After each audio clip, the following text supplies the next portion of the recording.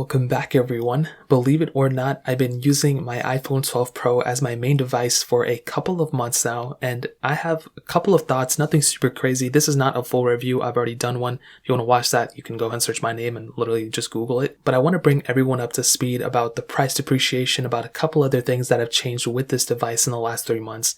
Now if you want to pick up this specific device for the cheapest prices that I find, links will be down in the description below, but you can also get them from cheapphones.co, which is my website. In case YouTube ever bans me, you can pretty much find me there. And all those links will be linked down below. Now this phone actually hasn't depreciated a crazy amount so far. It's not like Samsung's devices. This thing is actually still being sold around that $900 price tag. And I think one thing that really helps out with this thing, I didn't realize it at first, but because Apple, increased that storage, that base storage from 64 gigs to 128, that actually, I think, depreciated the 11 Pros a little bit more, but helped save the, 12 Pros price tag at kind of staying at that same level, because then you're kind of comparing two different storage units as well, in the same price. So I think that's actually pretty incredible. The same thing kind of happened, I think, from the iPhone 6s to the iPhone 7, because Apple went from 16 to 32 and then again 32 to 64 for the iPhone 8. And that's why I think the iPhone 8s have also held up their values pretty well as well compared to the iPhone 7s.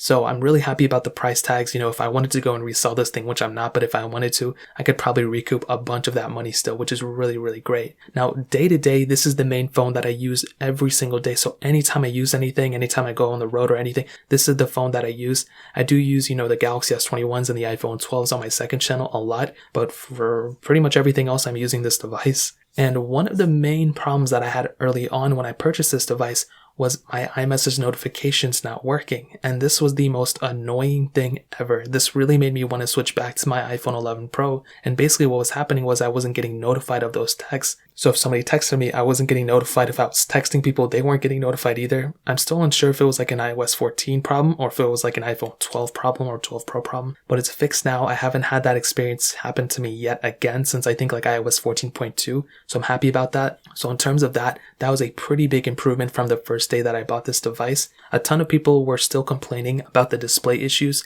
Me personally, I haven't had any display issues yet.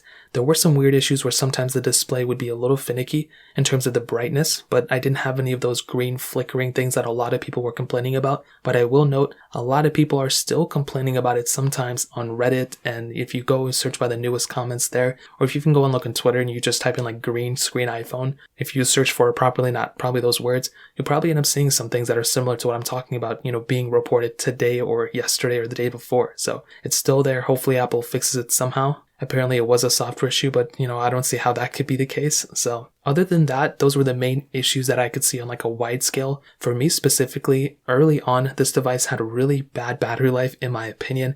I was ending the day around probably like 20%. As of now, my battery life has increased like crazy just based on the software versions. So right now I have iOS 14.4 on my iPhone 12 Pro, and it's been a solid experience. I really don't have too many complaints about it. I'm currently ending the day around like 50%, maybe like 40%, 50% on the exact same usage. I feel like I'm using my phone even more nowadays, and the battery life is about the same as what I was getting on my iPhone 11 Pro. So it's actually, been getting a lot better. So I really do like that. I think that in and of itself is a pretty big W for the 12 Pro. And I think for the rest of the device, I don't have any other complaints here either. I mean, it's been a very stable experience since about iOS 14.2. It hasn't really like randomly rebooted. There was a jailbreak out for this device as well. I think, that happened like probably 2 months ago. And I think other than that, it's been a pretty stable experience. I will tell you though, my stance that I had on my original iPhone 12 Pro review is exactly the same as it is now. If you have, a super old iPhone, if you're coming from like an iPhone 5,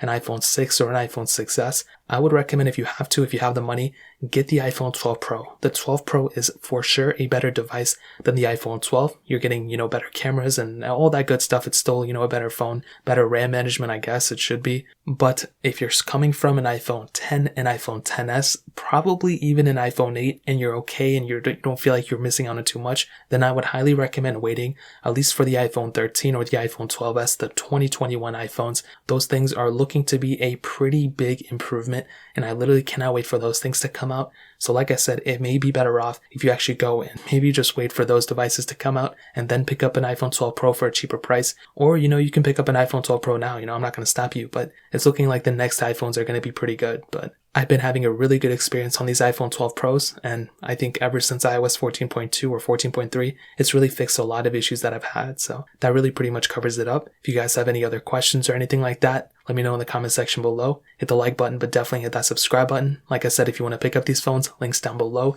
Go to cheapphones.co, that's my other website. Go there in case YouTube ever bans me or anything like that. You can check out wallpapers, all that good stuff that I use. But more importantly than everything else, so every single one of you guys, hopefully I'll catch you guys in the next video. Peace out till then.